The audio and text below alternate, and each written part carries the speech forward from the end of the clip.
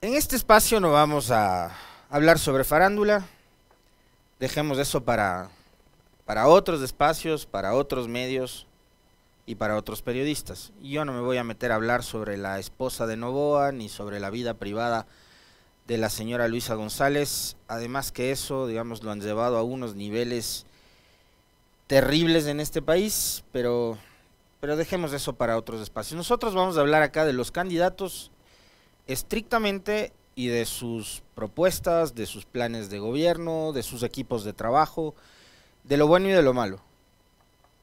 Pero con su familia y con su vida privada no nos vamos a meter. Así que dejemos nomás eso para los tabloides de farándula. Y arranquemos porque en los últimos días me ha sorprendido algunas declaraciones. De hecho, les voy a recomendar que vean. Hay una entrevista que le hace el medio alemán público DW a Daniel Noboa. Y no tiene desperdicio esa entrevista. Y no tiene desperdicio porque las respuestas de Noboa, como nos hiciera caer en cuenta David Almeida hace algunos días atrás, representante de los trabajadores petroleros estatales del Ecuador, sobre imprecisiones durante el debate, en ese debate que todo el mundo dice que Noboa lo ganó, que Noboa fue el mejor, etcétera, etcétera. Bueno, acá David Almeida nos dijo, en tema petrolero, Noboa cometió imprecisiones, más claramente mintió.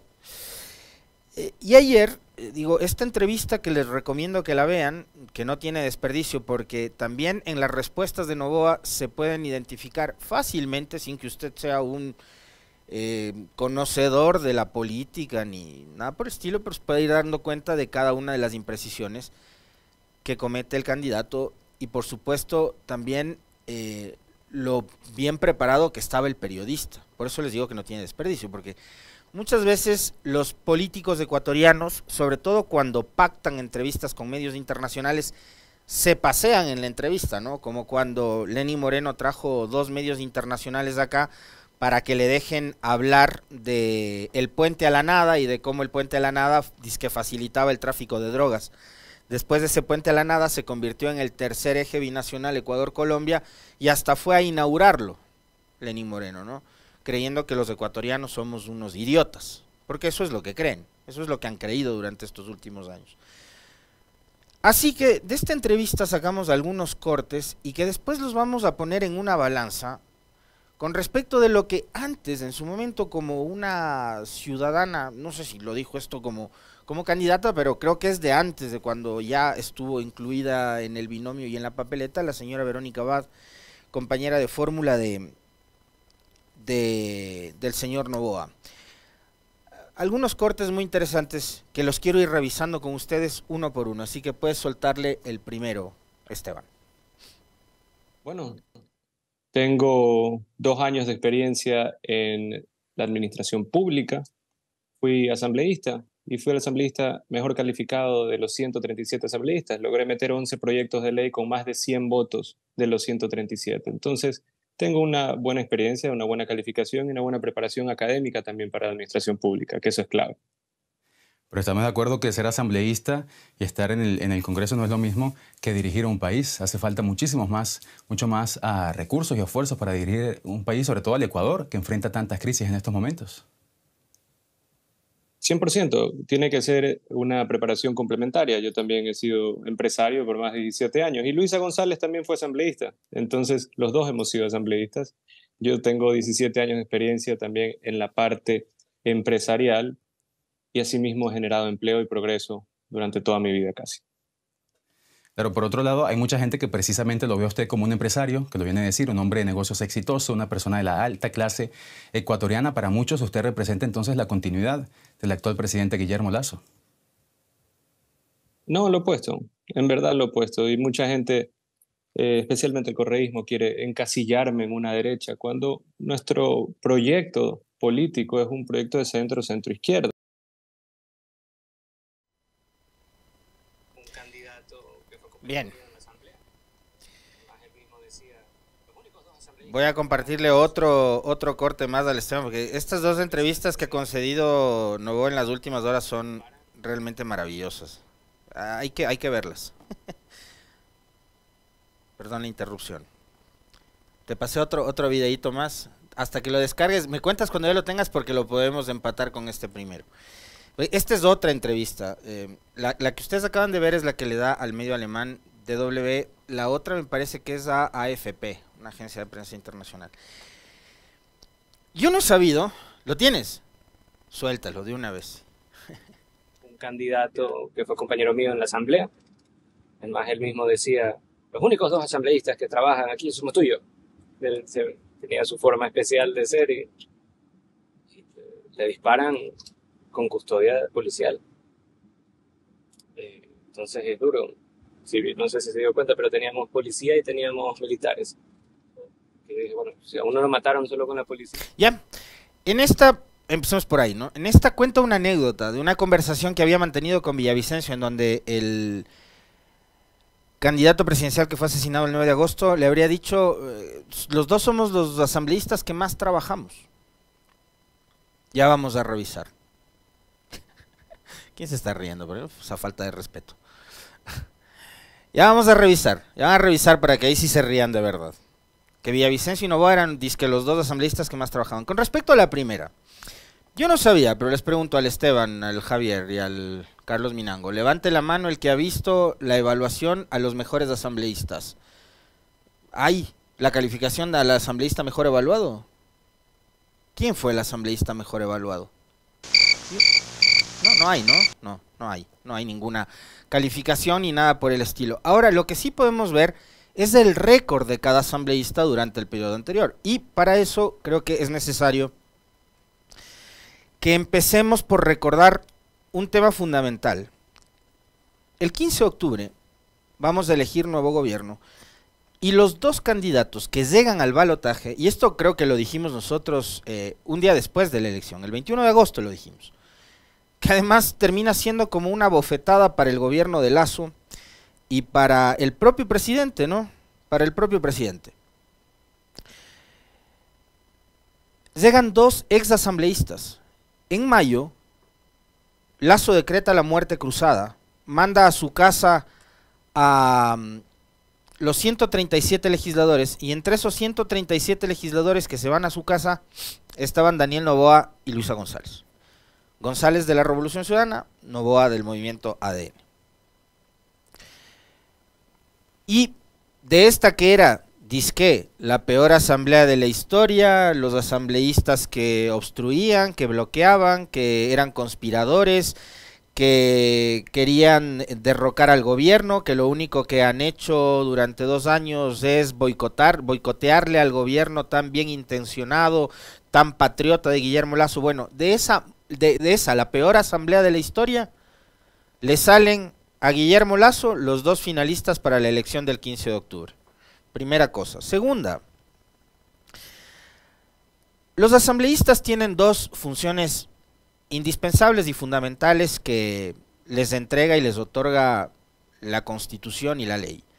Legislar, es decir, promover leyes o reformas legales, y fiscalizar, hacer control político a los funcionarios que están sometidos a este proceso, ¿no? Ministros de Estado, secretarios, autoridades de control, etcétera, etcétera, etcétera. No gobiernos locales, porque por ahí había un loquito que quería fiscalizar a alcaldías y prefecturas, pero no pueden fiscalizar. Para eso existen los consejos provinciales y los consejos municipales. Ahí tienen sus propios cuerpos colegiados de legisladores y de fiscalizadores, ¿no? Los concejales y los consejeros. Entonces, con base en estas 2 principales competencias y atribuciones que tiene un legislador, nosotros podemos ir evaluando qué tanto trabajó o qué tanto se destacó uno u otro asambleísta. He presentado 11 proyectos de ley, dice el señor Noboa.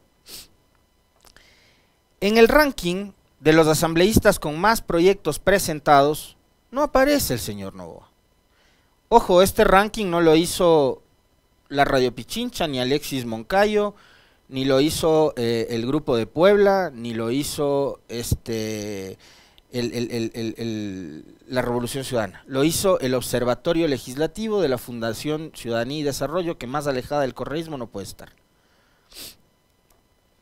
Estas cifras, dice el cuadro, corresponden al total de proyectos de ley presentados en la Asamblea entre el 14 de mayo del 2022 y el 14 de mayo del 2023. La tabla de valores responde a un orden numérico de acuerdo a los asambleístas que han presentado más proyectos de ley y sus características. En primer lugar, Marcelo Holguín de la Revolución Ciudadana con 20 proyectos de ley. En segundo lugar, Luis Almeida, ex Partido Social Cristiano, ahora fue candidato por Centro Democrático, creo que se quedó fuera, por cierto, en esta elección. 15. Dina Farinango de Pachacutic, 14. Ángel Maita de Pachacutic, 14. Natalie Viteri del Partido Social Cristiano, 14. Ricardo Vanegas, ex Pachacutic, lacista, villavicencista, bueno, es de todo Vanegas, no sabemos ni qué mismo es, 13. José Chimbo de Pachacutic, 12. Manuel Medina, creo que es de Pachacutic o Independiente, 12. Y Lucía Plasencia, 12. Aquí no aparece Novoa entre los legisladores que más proyectos de ley han presentado. Dice él, 11. Un medio digital hizo una comparación entre, de hecho, los 3 candidatos que llegan primeros en esta elección. Y me parece que es oportuno hacer este análisis porque van a decir, ¿por qué no hablas de Luisa González? Voy a hablar también de Luisa González, por supuesto, que tampoco era de las legisladoras más destacadas, ni siquiera dentro de su propia bancada. ¿Ya? Como para dejarlo claro. ¿Y por qué digo esto? Porque en su ranking o en su récord, Novoa tiene apenas 2 proyectos de ley presentados en el periodo legislativo mayo 21-mayo 23. Una reforma a la ley de compañías y una reforma al Código Penal y a la ley orgánica de navegación. 2 proyectos de ley. La señora González, durante este mismo periodo, también presenta 2 proyectos de ley presentados. Un proyecto de reformas a la ley de la función legislativa y otro proyecto de ley de reformas a la ley orgánica para la gestión de la emergencia sanitaria por pandemia, tomando en cuenta de que ella estaba o era parte de la Comisión de Salud. Ahora, ¿por qué no es igual, digamos, esta medición si queremos ser del todo justos? ¿Saben que Novoa era presidente de una de las comisiones más importantes que tiene la Asamblea? Era presidente de la Comisión de Desarrollo Económico. Y siendo presidente de una de las comisiones más importantes que manejaba además el desarrollo económico del país, había presentado apenas 2 proyectos de ley, el mismo número de proyectos de reforma legal que había presentado Luisa González. A mí lo que me choca es que salgamos a medios internacionales, en el caso del señor Novoa, a echarse flores y a sacar pecho de un récord que no tiene. Fui el asambleísta mejor evaluado.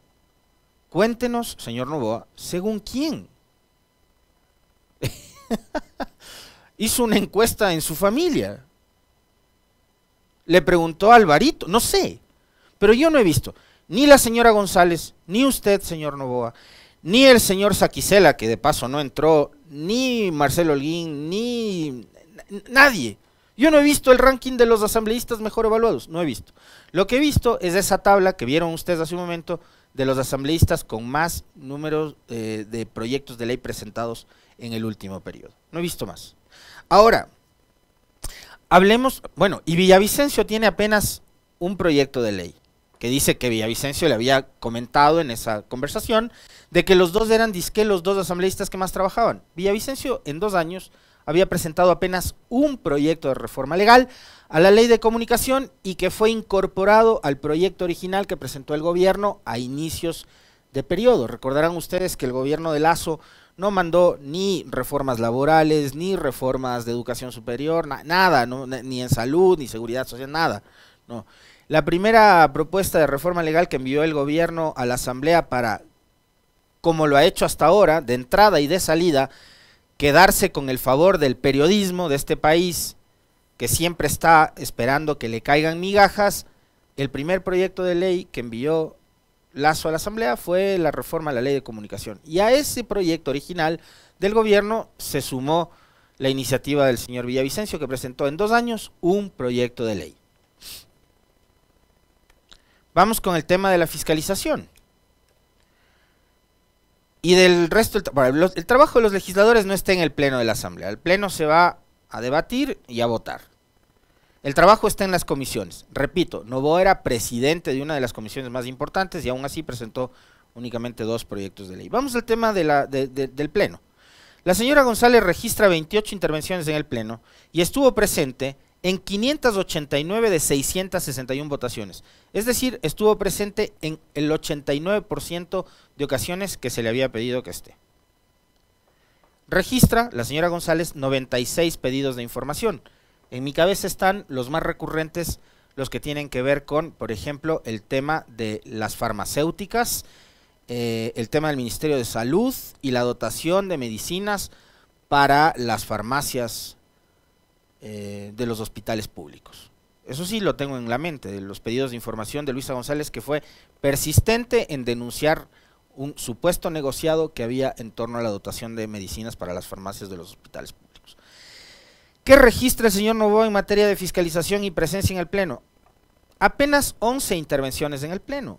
Repito una vez más, él como presidente de la Comisión de Desarrollo Económico tenía que haber sido ponente de proyectos de ley que llegaban al Pleno. Bueno, registra apenas 11 intervenciones. Es decir, tampoco es que era un gran orador. Y tampoco es que el país se paralizaba para escuchar las intervenciones del señor Noboa cuando intervenía en el Pleno. 11. Estuvo presente en apenas 327 de las 661 votaciones. ¿Eso qué significa? Que estuvo presente en menos de la mitad de las veces que la Asamblea había sido convocada para votar. Y registra apenas 54 pedidos de información. ¿Sobre qué temas? No tengo idea. Lo que sí tengo en la cabeza es una declaración del propio Noboa diciendo que él había ido a Carondelet a presentar una denuncia en contra de Aparicio Caicedo, que el presidente Lasso no le recibió, pero la pregunta es por qué después no se fue con el mismo maletín y la denuncia a la fiscalía. Porque la denuncia quedó ahí, no sabemos ni de qué tema es. Después de Aparicio Caicedo, en el chusmerío de redes sociales, dijo que había sido por un asunto vinculado con sus problemas legales de Noboa. Así que tampoco es que se destacó por el tema de la denuncia o la fiscalización y demás. Ahí sí Villavicencio rompe todos los récords, ¿no? Porque tiene como 355 pedidos de información y estuvo en el 95% de votaciones en la Asamblea. Para ser justos también. ¿Puedes soltar el siguiente video, porfa, Esteban? Todo eso que usted me dice suena bastante prometedor, ¿no? Pero eso cuesta. ¿De dónde va a sacar el dinero para financiar esos proyectos? Y además, ¿cuánto le va a costar eso al país? El señor Noboa ya ha hecho esos cálculos. Cuesta 830 millones de dólares aproximadamente, lo cual está financiado a 10 años. ¿Y de dónde va a sacar ese dinero? Hemos obtenido el financiamiento. Sí, se ha financiado a 10 años.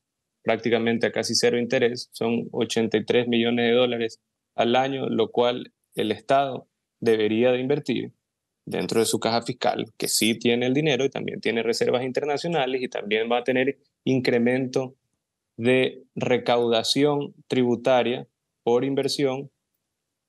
De esa manera vamos a poder sacar los 80, 90 millones de dólares al año. Seguridad. Dice que él tiene financiado con 830 millones de dólares su plan de seguridad. Dice 83 millones de dólares al año, pero nos habla de 830. ¿Eso quiere decir que piensa quedarse 10 años gobernando el Ecuador? De entrada. Después, dice, tenemos el financiamiento sin intereses y no sé qué, pero nos habla de las reservas. Entonces, ¿sí va a echar mano de las reservas para invertir en seguridad 830 millones de dólares? ¿O de los tributos? Es decir, ¿nos va a poner más impuestos de los ecuatorianos para financiar este ambicioso plan de seguridad que no entendemos ni sabemos bien qué contiene? Porque no nos ha dicho qué es lo que va a hacer, más allá de las famosas barcazas flotantes, de las cárceles flotantes, que como ustedes bien le escucharon ayer a Jorge Paladines, un conocedor, un académico, un investigador, alguien que se la pasa estudiando todo el tiempo los temas legales, la criminología y otras ciencias vinculadas al estudio de los delitos, etcétera, etcétera, etcétera, es demagogia. Es demagogia. Y valdría preguntarnos si un Estado que no está en capacidad ni siquiera de controlar las cárceles en el continente va a poder controlar cárceles en alta mar. ¿O es que ustedes quieren convertirles en carne de cañón a guías penitenciarios y policías? Y hubo otra cosa más en el corte anterior que lo vamos a comentar más adelante. Suéltale el siguiente, Esteban. Se necesita no solo invertir en seguridad y comprar pues balas y tanques y uniformes militares, también se necesita establecer una sociedad en la cual se genere empleo, establecer una sociedad en la cual haya oportunidades para los jóvenes. Hoy en día, de 340.000 jóvenes que aplican a una universidad pública, solo 140.000 obtuvieron un cupo universitario. Hay 200.000 jóvenes hoy en día de 18 años que no obtuvieron un cupo en una universidad pública. Entonces, hay que atacar el tema de seguridad del área social, desde el área de educación, desde el área militar y de orden público y desde el orden fronterizo. Esta versión socialdemócrata, de izquierda, de Daniel Noboa me encanta. Porque él dice que para vencer a la inseguridad hay que invertir en educación, en salud, en lo público, en devolverle la oportunidad a los estudiantes de regresar a la universidad, de tener cupo, acceso a la universidad, a la educación pública. Esta versión de Noboa me fascina. El problema es que contrasta con la versión de su vicepresidenta que dijo esto.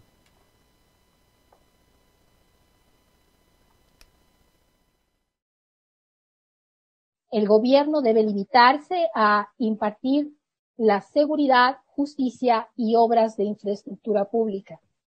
Esas son las funciones que por naturaleza debe tener un Estado, ¿sí? Por eso se llama un gobierno limitado. Es decir, lo que queremos a través de esta reforma política es regresarle al Estado a su lugar, ¿cierto? Porque está metido en todas las aristas, cuando ellos solamente tiene tres, ¿sí? Tres para que realmente sea un gobierno limitado. Entonces, todas las reformas tienen que meterse en el sentido de que tenemos que quitarle al gobierno de la parte económica, de la parte de educación, de la parte de salud, de la parte de jubilaciones y pensiones, ¿cierto? Bien. La tercera es la reforma educativa y responde al principio de la propiedad privada. ¿Qué quiere decir eso? También se tiene que privatizar para el pueblo y desregular la educación. Los docentes y el personal administrativo tienen que o podrán, digamos, adquirir como pasivo laboral las instalaciones de los centros educativos. Esa es nuestra propuesta. Esto decía Verónica Abad, candidata a la vicepresidencia con Daniel Noboa, cuando militaba en Creo.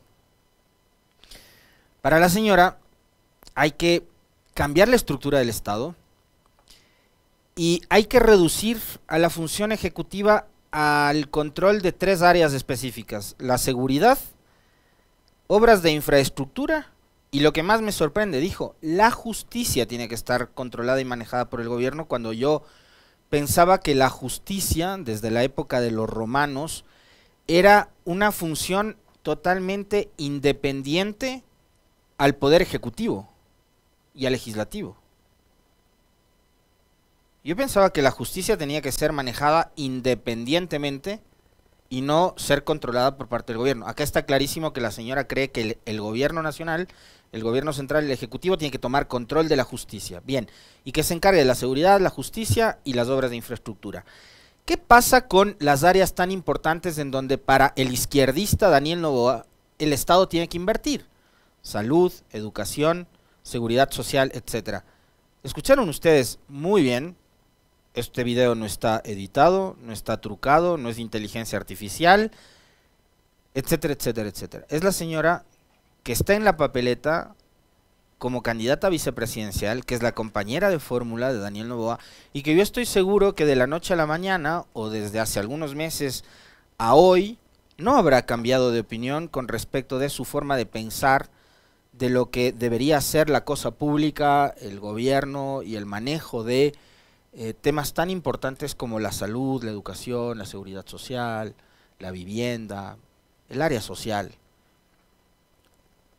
Ella dijo que hay que privatizar estos sectores.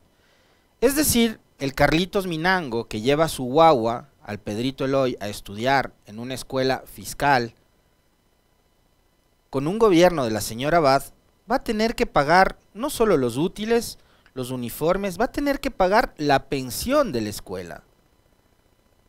Y va a tener que redoblar esfuerzos para poder cubrir esos gastos que le implica educar a su hijo, porque el Carlitos, como me pasa a mí y como les pasa seguramente a todos ustedes, lo que está haciendo todos los días, sacándose el aire trabajando, madrugando desde las 3 de la mañana y quedándose hasta altas horas de la noche solucionando muchos problemas que tiene que solucionar, porque el Carlitos es 7 oficios y 10.000 necesidades, va a tener que hacer 1000 esfuerzos más él junto a su esposa y junto a su familia para seguir educando a su hijo. Porque lo que nos está diciendo la señora Abad es que para ella la educación tiene que ser privada.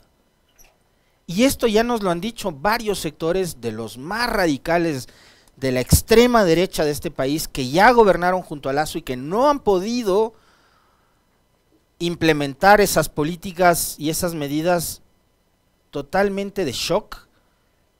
Es que la educación es un privilegio. Cuando en este librito que se llama Constitución, que a la señora Abad, compañera de fórmula de Daniel Noboa, parece que le molesta y que por eso dice que hay que reformar y que hay que cambiar la estructura del Estado, porque el Estado no puede garantizarnos a nosotros acceso a salud y educación, porque eso tenemos que cubrir nosotros con nuestro trabajo. Entonces, la salud y la educación no son derechos para ellos, que deberían estar incluidos en este librito. Son privilegios a los que podrían acceder única y exclusivamente las personas que tienen los recursos necesarios para poder pagar esos servicios.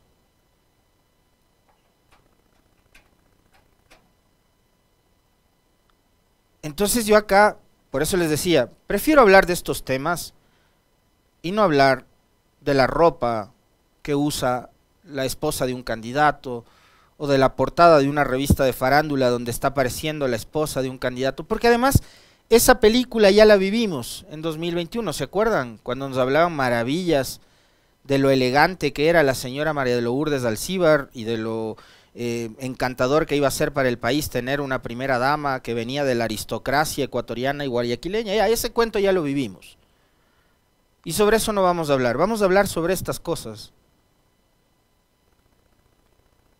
Entonces, que se definan. El señor Noboa, que dice que es de centroizquierda, pero que tiene una candidata que piensa totalmente diferente a él como compañera de fórmula aspirando a la vicepresidencia. Y escuchando esto, escuchando a Noboa decir que es un candidato que representa a la centroizquierda, me encantaría preguntarle a Nebot, o que alguien le pregunte de los periodistas que tienen acceso a él, si es que todavía le sigue seduciendo la idea de apoyar a un candidato de centroizquierda, porque él ya ha dicho junto a sus asambleístas y la dirigencia del Partido Social Cristiano que van a apoyar a Noboa, van a apoyar a un candidato de centroizquierda. Otto Sonnenholz, Topic y todos estos candidatos que se quedaron a mitad del camino y que han dicho que van a apoyar a Noboa, van a apoyar a un candidato de centroizquierda. Y la pregunta es, Noboa, ¿en serio cree que es un candidato de centroizquierda?